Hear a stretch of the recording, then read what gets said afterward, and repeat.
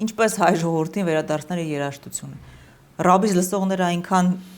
շատ են, որ յուրաքանչյուր տաքսի, երրորդ տաքսի դուրը բացում ես, այնտեղից ռաբիզ երաժշտություն է հնչում։ Եվ գիտեք ինչ, ես նկատել եմ, որ այդ երաժշտություն լսողները այդ երաժշտությունը տարածում են նաև մյուսների, այնքան բարձր են լսում։ Այդ անճաշակությունը տարածում մյուսների վրա իրենց ոչ հայկական երաժշտությունը։ Ինչ պետք է անի հայ երաժիշտը այսօր։ Ոնց վերադարձնենք, որտեվ արդեն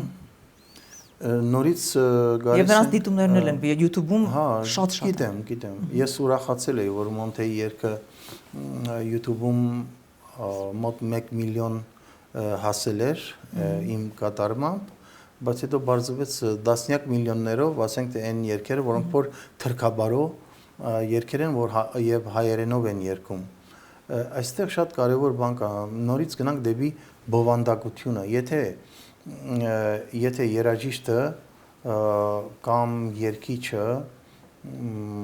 կամ որևէ արվեստի ներկայացուցիչ, եթե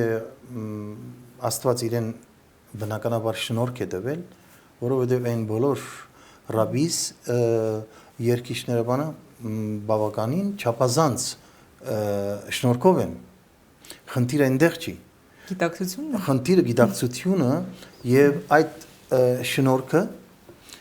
ծառայեցնելն է մեր ժողովրդին